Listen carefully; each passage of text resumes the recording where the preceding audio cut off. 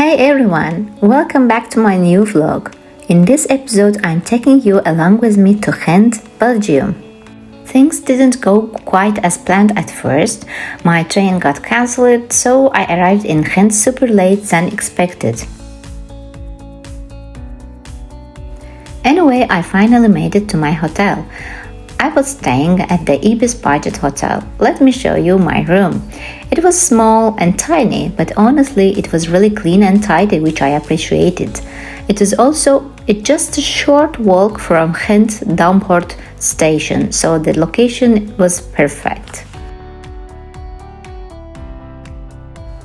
The next morning I got up and started getting ready to explore the city.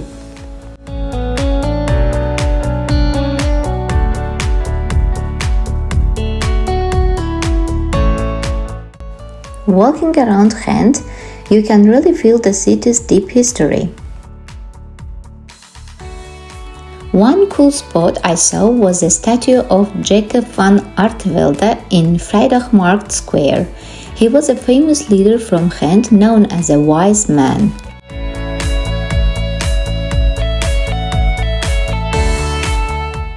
It took me around 25 minutes to walk from my hotel to the Castle of the Counts.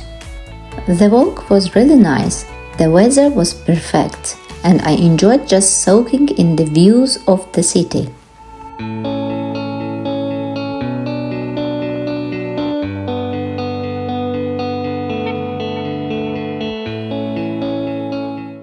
Now I am going to Castle of the Counts, but looking for the cafe, having my breakfast with cappuccino, but still couldn't find. Let's see what's gonna be happening.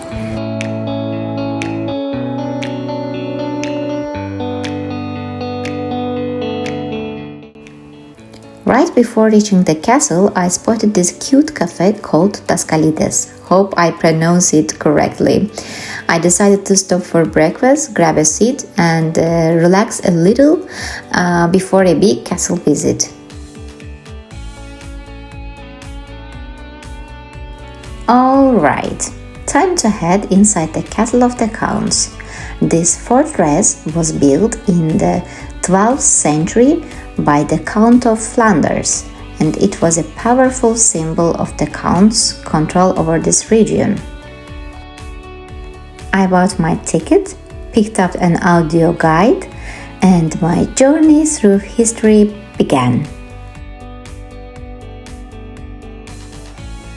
What I want to mention here is, actually I visited a lot of museums in different countries, like in Baku, Istanbul, Rome, Paris, and even Jeonju in South Korea, and most of them are rich in showcasing their history. You get to see a ton of artifacts, period clothing, medieval weapons, and more. But I feel like in the northern part of the Europe, especially here, it's a bit different. They do have some items as you'll see in the video, but for me it just didn't give that same deep historical feeling I've experienced elsewhere. I'm actually curious, why do you think that is? If you have any ideas or thoughts, please drop a comment below. I'd love to hear your opinions on this. I'll be talking more about this in the next videos too. Other name of the museum is the Torture Museum. There are graphic illustrations showing people getting their heads cut off or burned alive in a giant balls. Yeah, not for the faint of heart, but definitely interesting from historical perspective.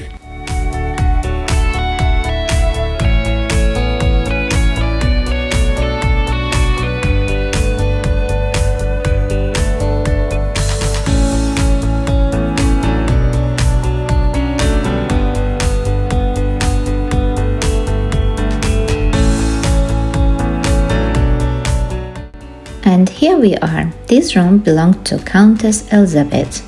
She was wife of Count Friedrich. They were married at a very young age. The legend says that Countess Elizabeth lived a long time in this room alone because Count Friedrich was very busy on political issues. Right next to Elizabeth's room is Friedrich's room. I love seeing these preserved spaces. It really helps imagine how life might have been inside the castle walls.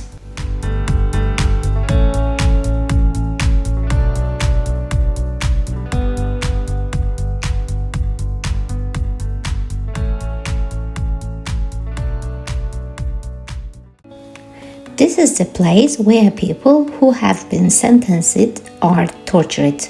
There are various torture devices here, unfortunately.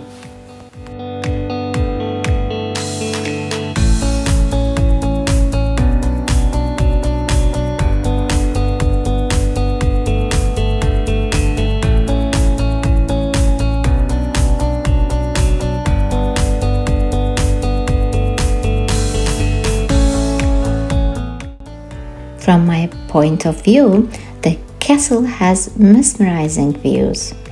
Outside of a castle is beautiful as its inside, as you can see from this video.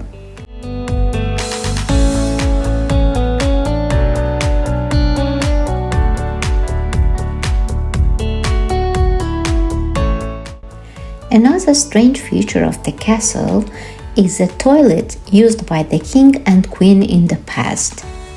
They directly do their needs from this height to the river.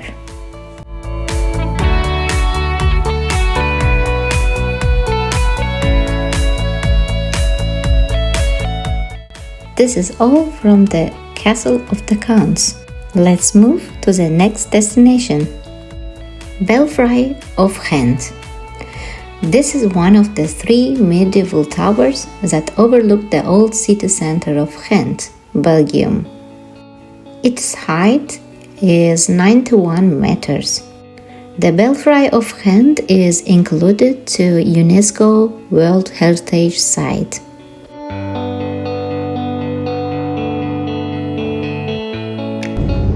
I'm alone in the elevator. Sometimes it can happen. I'll stay silent and let the view speak for itself.